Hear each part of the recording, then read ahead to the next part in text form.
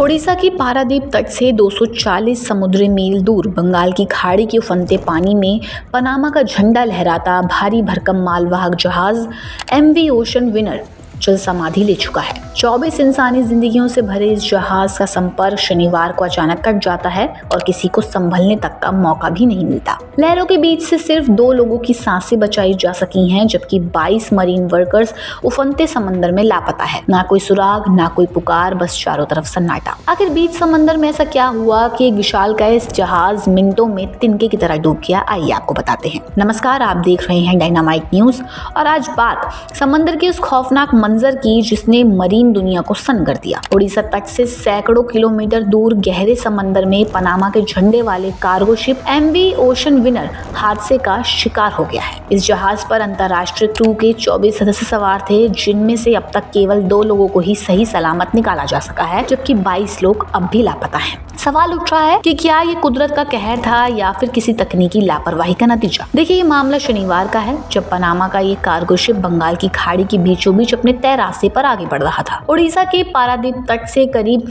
240 मील दूर गहरे पानी में सफर के दौरान अचानक इस जहाज का रेडियो संपर्क कट गया। मरीन एजेंसियों में हड़कंप मच गया, क्योंकि समंदर में संपर्क टूटने का मतलब ही सबसे बुरा हादसा होता है। इससे पहले कि तट रक्षक बल कोई ठोस कदम उठा पाते, भारी भरकम माल से लदा ये जहाज समंदर की असीम गहराइयों में समा चुका था। ये महज लोहे का ढांचा नहीं था, बल्कि इस पर 24 इंसानी जिंदगियां और उनके परिवारों का भविष्य सवार था। इस जहाज पर अंतर्राष्ट्रीय क्रू मेंबर्स तैनात थे, जिनमें चीन, म्यांमार और बांग्लादेश के नागरिक शामिल हैं। ये मरीन वर्कर्स अपने अपने मुल्कों से दूर रोजी रोटी की तलाश में समुद्र में सफर पर निकले थे। उन्हें जरा भी अंदाजा नहीं था कि जिस समंदर को वो सालों से नापते आ रहे हैं, वही शनिवार की रात उनके लिए काल बन जाएगी।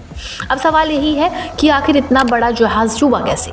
वजहों की आधिकारिक जांच तो अभी जारी है, लेकिन मरीन एक्सपर्ट्स 2 मुख्य पहलुओं की ओर इशारा कर रहे हैं। पहला, बीच समंदर में मौसम का अचानक बिगड़ना और उफनती लहरों का थपेड़ा, जिसने जहाज का संतुलन बिगाड़ दिया। दूसरा, जहाज में आई कोई गंभीर तकनीकी खराबी या इंजन फेलियर। हादसा इतना तेजी से हुआ कि क्रू मेंबर्स को संकट का सिग्नल भेजने या लाइफ बोट को पूरी तरह तैनात करने का वक्त भी नहीं मिला।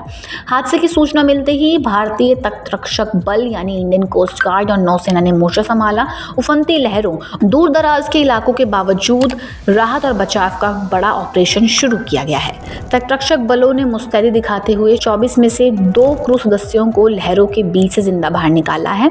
हालांकि बाकी 22 लोग अब भी गहरे पानी में लापता हैं। समय बीतने के साथ उफनते समंदर में उनके बचने की उम्मीद धुंधली होती जा रही है, लेकिन रेस्क्यू टीमें लगातार सर्च ऑपरेशन चला रही हैं। समंदर का नियम बहुत ही बेरहम है। वहाँ जरा से भी चूक या कुदरत का एक थपेड़ा सब कुछ मिनटों में तबाह कर देता है। 22 जिंदगियां अभी भी लापता हैं और उनके परिवार हजारों मील दूर एक चमत्कार की उम्मीद में आंखें बिछाए बैठे हैं।